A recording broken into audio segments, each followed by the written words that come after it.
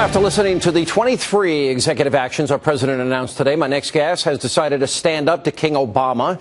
And in a Hannity exclusive, Senator Rand Paul is unveiling new legislation to stop Obama's assault on your Second Amendment rights.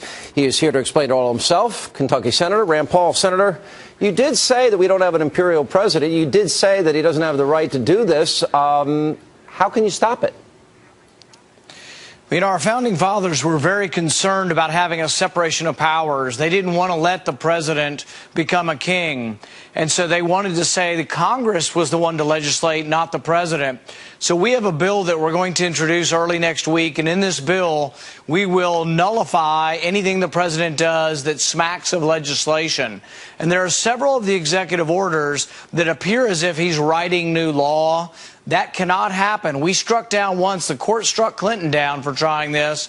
And I'm afraid that President Obama may have this king complex sort of developing, and we're going to make sure that it doesn't happen. But it's not the first time that he's done this. And there have been I mentioned this earlier in the program. He didn't seek congressional authority when he used military strikes on Libya, recess appointments. The Senate wasn't in recess. He couldn't get the DREAM Act passed, so an executive order to allow illegal immigrants to stay in the country. Obamacare, obviously, he used the reconciliation process. They wouldn't defend the Defense of Marriage Act. They weakened welfare work requirements and the contraceptive mandate. He's doing all of this now without congressional approval. So is it unconstitutional in your view?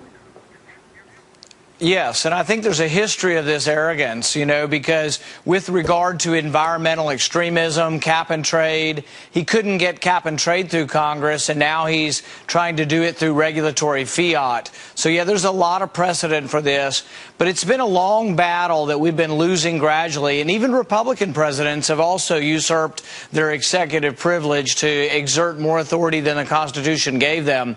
But, you know, our founders looked to Montesquieu, and Montesquieu wrote that there can be no liberty when you combine the executive and legislative powers. You have separation of powers, so the powers check and balance each other.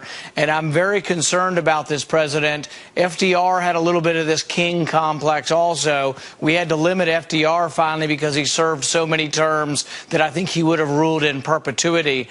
I'm very concerned about this president garnering so much power and arrogance that he thinks he can do whatever he wants. Will any Democrats in the Senate support you? Obviously, you guys are in the minority. And tell us about the legislation. Well, you know, you would hope so. But, you know, when we tried with Libya, when the president went to war in Libya without congressional authority, he did it. And I had a vote in the Senate, and only 10 senators supported me. They were all Republican. So really, this idea of checks and balances and separation of powers should be a fundamental one that Democrats and Republicans alike would support. But I'm afraid that there isn't much support on the Democrat side. But we'll see. On the legislative side of what the president's proposing, even Harry Reid said he didn't think the ban on assault weapons would get through. Do you agree with that analysis?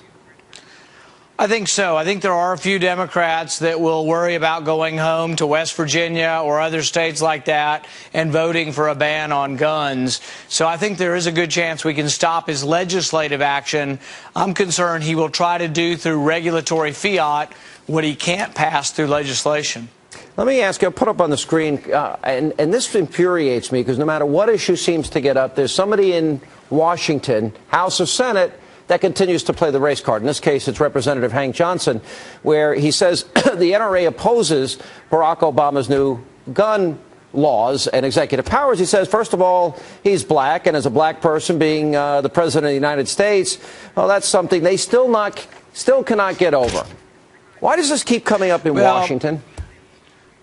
Well, the interesting thing is one of the most famous gun cases of the last few years is the McDonald case in Chicago. And it's an African-American gentleman defending himself and wanting to have a gun to defend himself, and the government of Chicago trying to prevent that from happening.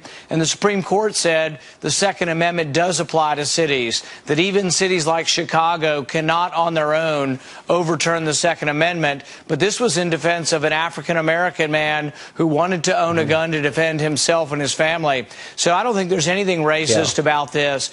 Clarence Thomas an African American, one of our most famous justices, also has written that many of the early cases were white laws trying to take away guns from blacks. Yep. And if you look at the history of his consent in the McDonald and the Heller case, you'll find that really gun laws and gun control laws have been used in the past to try to take away guns from African Americans. So I see no racism at all in this. Yeah, by the way, Jesse Jackson said that assault weapons can shoot down airplanes. That's not true, right, Senator?